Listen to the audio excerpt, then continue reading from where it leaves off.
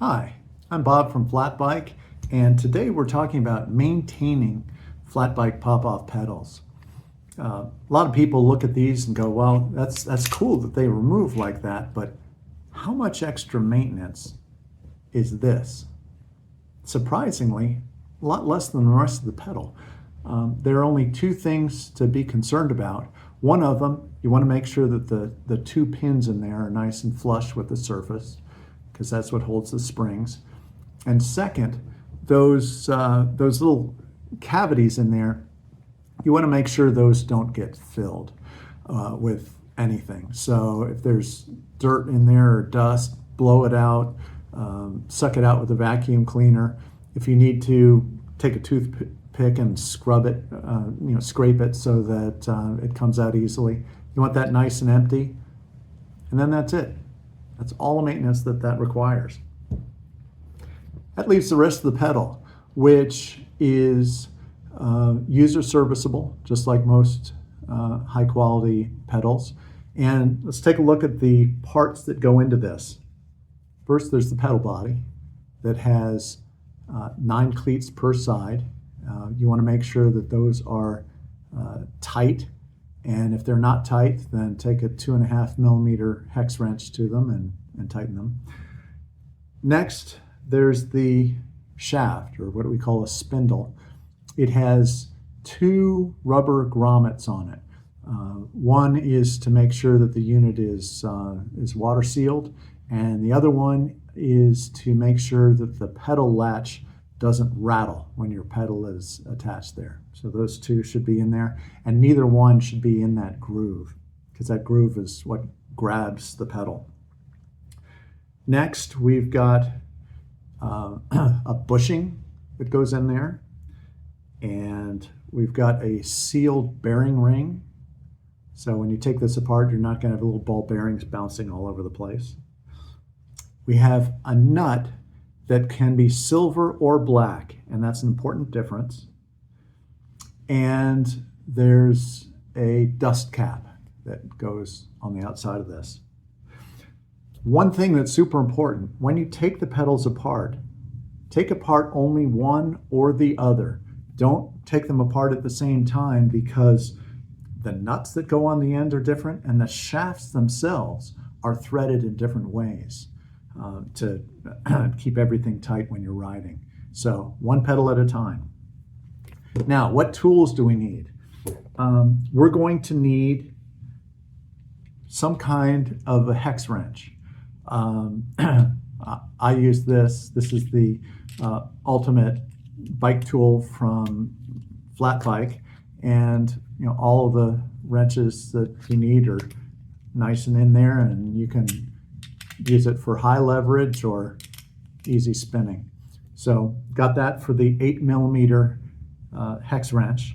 We're also going to need an 8 millimeter socket, and you want that socket on something that can drive it, something long like that. You could have a tool like this that has it built in, or you could attach it to a wrench like this. How tight will we be tightening things? It's 4 to 5 Newton meters.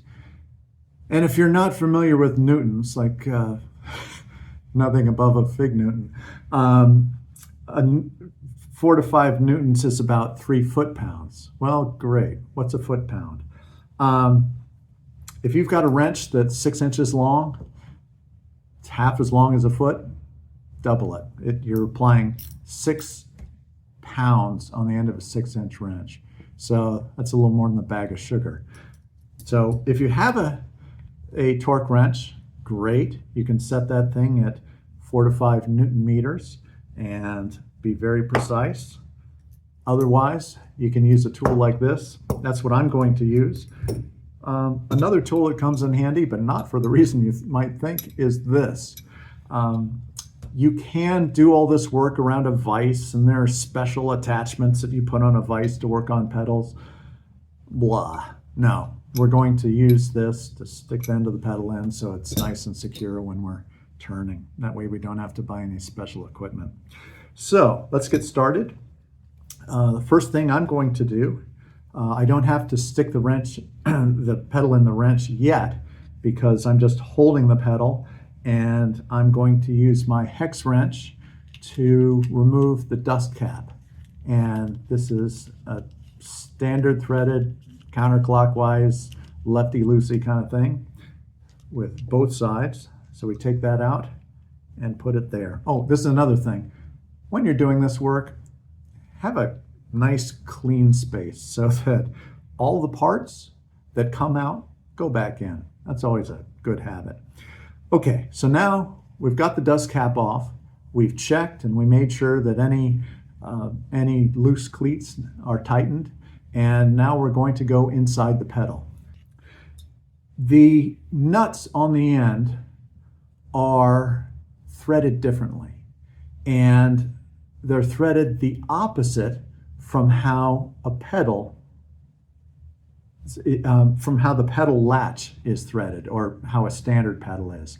With bike pedals, your right pedal is standard threaded and your left pedal is left threaded. Well, it's the opposite for this. So you got to look at which pedal you're doing.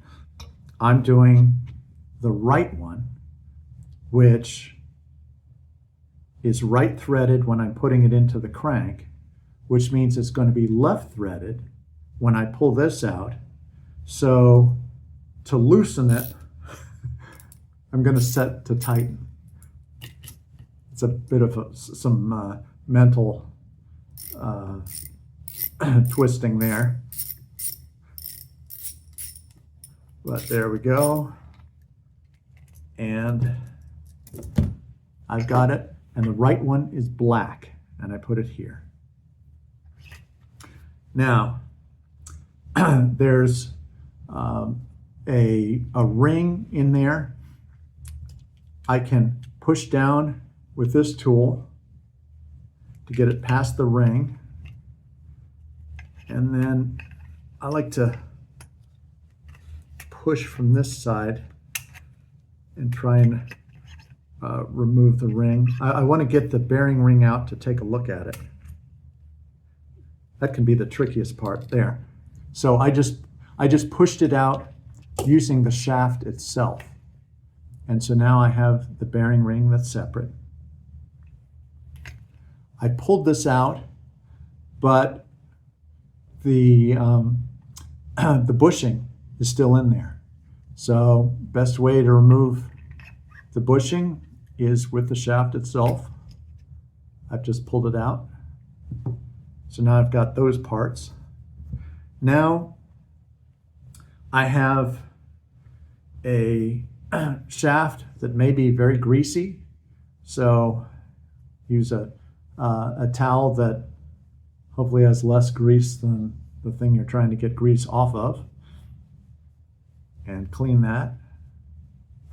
Okay, now we have something that might be greasy inside.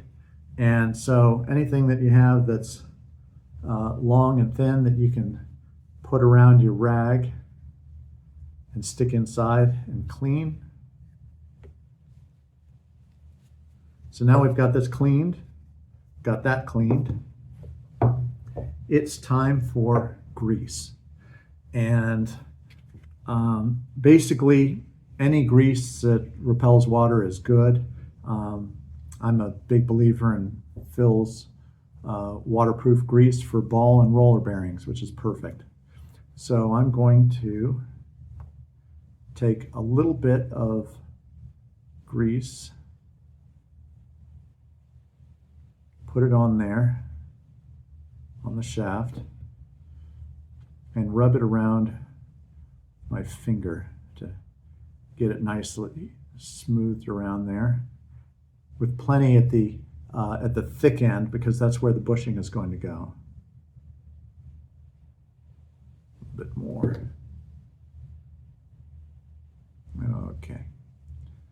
Then I put the bushing on. That slides nicely. Now I'm going to put some more grease on the outside of the bushing.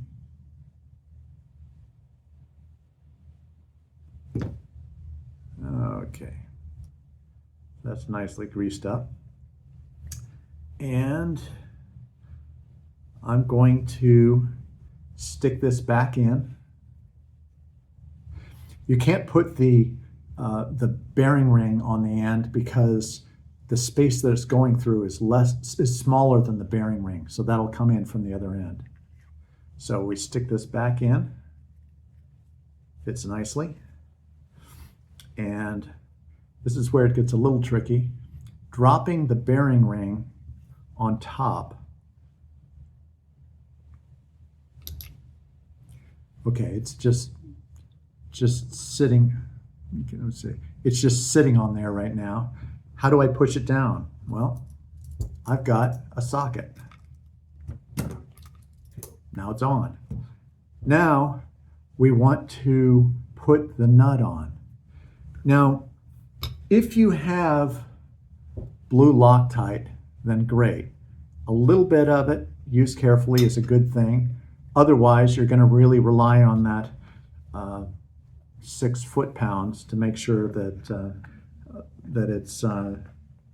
it's secure. I'm going to put just a drop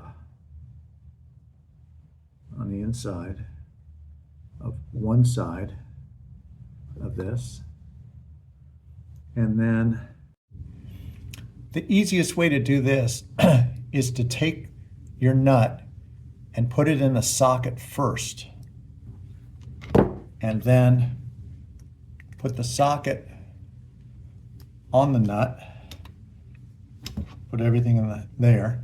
Now, remember, this is the right side, so everything is the opposite.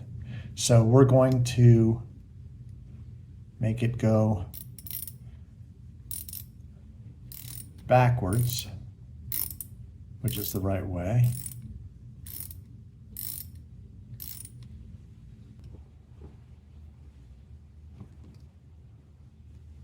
And the 6 foot-pounds, there we go. And if I check with my torque wrench, it's saying it's good. So here we go. We just need to put in on the cap. So I'll put that in.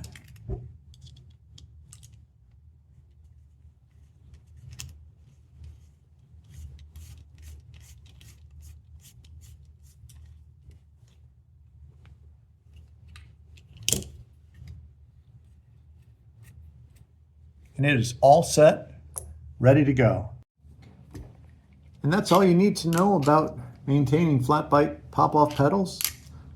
Go, enjoy adventures. Don't worry about your pedals getting in the way. See you next time at Flatbike.